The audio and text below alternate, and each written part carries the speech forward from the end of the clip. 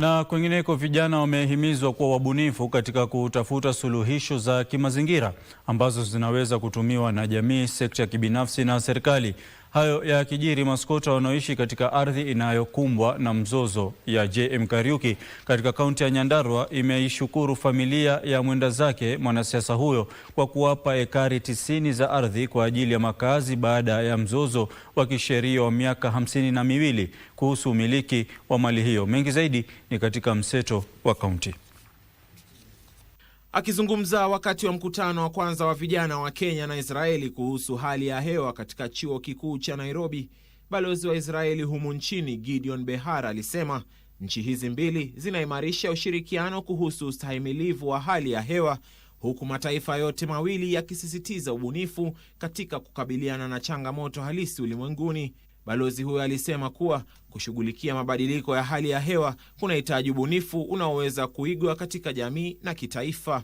The idea is really to have solutions that will concentrate on solving the challenges of the climate crisis. We want this idea of concentrating on practical solutions become the backbone of fighting climate change today. Hayo yakijiri, hali ya mshike ilishuhudiwa katika chumba cha kuhifadhia maiti cha hospitali ya Embu baada ya wanabodaboda kufika katika hospitali hiyo wakitaka kupewa mwili wa mwenzao aliyefariki kufuatia ajali ya barabarani. Wanabodaboda hao walisitisha shughuli kwa saa kadhaa katika chumba hicho wakilalamikia kucheleweshwa kupewa mwili wa mwenda zake. Tukatumwa huko kwa wakili tuende tuchukue affidavit ambayo ndio hii hapa.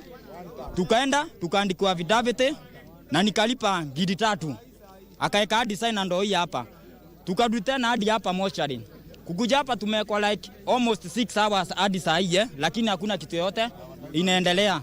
Hayo yakijiri, maskota wanaoishi katika ardhi inayokumbwa na mzozo ya JM Kariuki katika kaunti ya Nyandarua imeshukuru familia ya marehemu mwanasiasa huyo kwa kuwapa ekari 90 za ardhi kwa ajili ya makazi baada ya mzozo wa kisheria wa miaka 52 kuhusu umiliki wa mali hiyo. Kawaji hapa kwa JM family, tunarudisha shukrani kwa familia sababu wamefika mahali wametupatia hii shamba. Hata baada ya kesi kuisha, koti iliamuru shamba irudishiwe familia, lakini kwa ile moyo wa utu ama moyo wa huruma wakaona ni mzuri wenye walikuwa wameoccupy hii shamba wasifurushwe.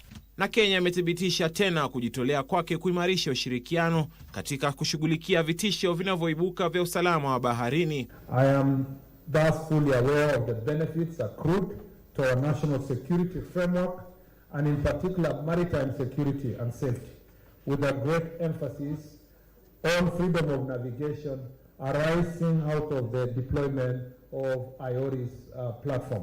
Na huduma ya nyamapori imezindua maabara mpya ya uchunguzi wa mifugo kaskazini mwa nchi kwa lengo la kuboresha upatikanaji wa huduma za uchunguzi katika maeneo ya mbali. We encounter so many cases of wildlife diseases and wildlife sicknesses that we could not, majority of them we cannot diagnose on the ground. That such a facility established especially in these conservancies in northern Kenya could really be a game changer.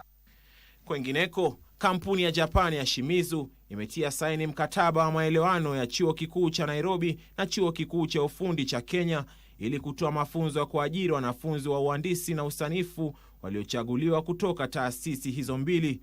Program begins immediately.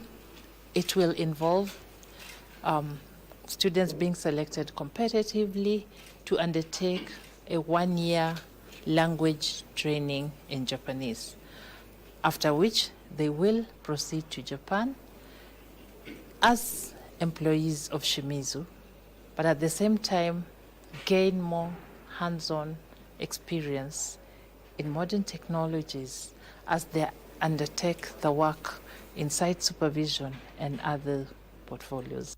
Na zaidi ya familia 1000 zilizoathiriwa na mafuriko katika kaunti ndogo ya Tana Delta, kaunti ya Tana River wamepokea msaada.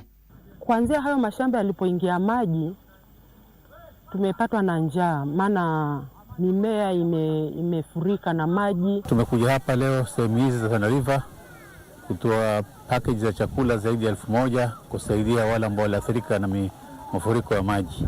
Na hatimaye Aliyekuwa mbunge wa kaunti ya Kirinyaga Wangui Ngirishi ameelezea wasiwasi wake kuhusiana na ongezeko la visa vya watoto kupotea, akitaka swala hilo kuangaziwa. Kila siku kwa TV watoto wanapotea. Tafadhali tuombe wazazi, na nyinyi wazazi, mtoto akienda shule, jichukulie mtoto wako na umake sure ama kuna mtu anamchukua. Sababu hatujui wanapelekwa wapi. Maybe in future tutakuja kujua watoto wanapelekwa wapi. Kiripotia Darubini, mie ni Alvin Kaunder.